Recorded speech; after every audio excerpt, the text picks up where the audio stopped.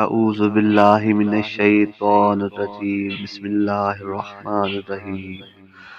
جو لوگ سود کھاتے ہیں وہ قبروں سے نکل کر کھڑے نہیں ہو سکیں گے مگر جس طرح وہ شخص کھڑا ہوتا ہے جس پر شیطان اثر کر کے اسے پاگل کر دے۔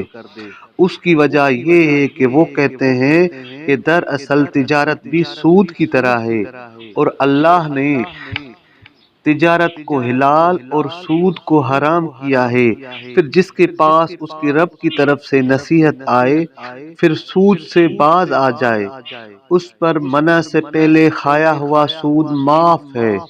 اور اس کا معاملہ اللہ کے پاس ہے۔ اور جو شخص اسے حلال جانے پھر سود لے گا تو یہی لوگ دوزخی ہیں، اس کے اندر ہمیشہ رہنے والے ہیں۔ اللہ سود کے مال کو ختم کرتا ہے، یعنی اس میں برکت نہیں ڈالتا، اور زکوٰۃ کے مال اور اس کے ثواب کو بڑھاتا ہے، اس میں برکت ڈالتا ہے۔ اور اللہ کسی بھی سود خور، حرام خور، کافر، گنہگار کو پسند نہیں کرتا۔ بے شک جو لوگ ایمان لائے اور انہوں نے اچھے کام کیے اور نماز قائم کی اور زکوٰۃ دی، ان کے لیے اپنی رب کے پاس اجر ہے، اور ان کے لیے نہ کوئی خوف ہے اور نہ ہی وہ غمگین ہوں گے۔ اے ایمان والو، اللہ سے ڈرو، اور جو سود باقی رہ گیا ہے اسے چھوڑ دو اگر تم ایماندار ہو۔ پھر اگر سود نہیں چھوڑتے تو پھر اللہ اور اس کے رسول صلی اللہ علیہ وآلہ وسلم کے ساتھ جنگ کرنے کے لیے تیار رہو، اور اگر توبہ کرتے ہو تو تمہارے لیے کمی بیشی اور نقصان کے بغیر تمہارے اموال کا اصل سرمایہ ہے۔ نہ تم ظلم کرو اور نہ تم پر ظلم کیا جائے۔ اور اگر مقروض شخص تنگ دست ہے تو آسانی ہونے تک اسے مہلت دینا تم پر لازم ہے، اور اگر وہ تنگ دست مقروض شخص پر اصل رقم بھی صدقہ کر دے تو یہ تمہارے لیے اچھا ہے اگر تم جانتے ہو۔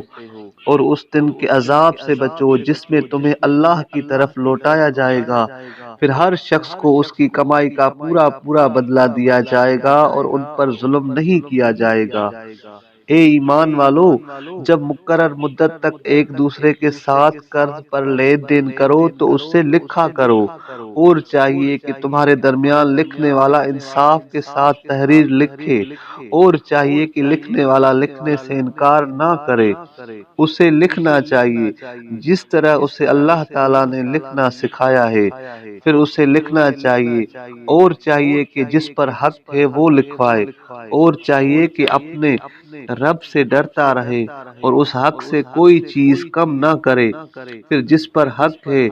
اگر وہ بے عقل یا ضعیف ہے یا لکھوا نہیں سکتا تو چاہیے کہ اس کا وارث انصاف کے ساتھ لکھوائے، اور اپنے مردوں میں سے 2 افراد کو گواہ مقرر کرو۔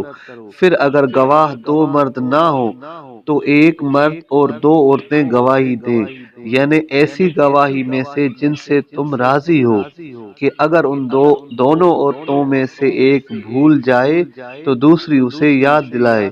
اور جب گواہوں کو بلایا جائے تو گواہ بنے، گواہ بننے یا گواہی دینے سے انکار نہ کرے، اور مقرر مدت تک اپنے حق کو لکھنے میں سستی نہ کرو، اگرچہ حق چھوٹا ہو یا بڑا، تمہارا اس سے لکھنا ہی اللہ کے ہاں زیادہ قابل انصاف اور گواہی دینے کے لیے زیادہ مضبوط اور اس بات کی زیادہ قریب تر ہے کہ تم شک میں نہ پڑو، مگر یہ کہ تجارت ہاتھوں ہاتھ ہو اور تجارتی مال موجود ہو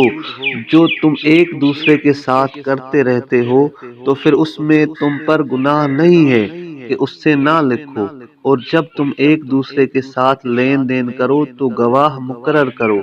اور کاتب اور گواہ کو تکلیف نہ دی جائے، اور اگر تم ایسا کرو گے تو پھر یہ تمہاری نافرمانی ہوگی۔ اور اللہ سے ڈرو، اور اللہ تمہیں سکھاتا ہے، اور اللہ ہر چیز کو جاننے والا ہے۔ اور اگر تم مسافری میں ہو اور لکھنے والا نہ پاؤ تو پھر گروی کی کوئی چیز قبضہ میں دو۔ پھر اگر تم سے بعض بغض کو امین بنائے تو چاہیے کہ جس کے پاس امانت رکھی جائے وہ امانت ادا کرے، اور چاہیے کہ اپنے رب اللہ سے ڈرے اور گواہی کو نہ چھپائے۔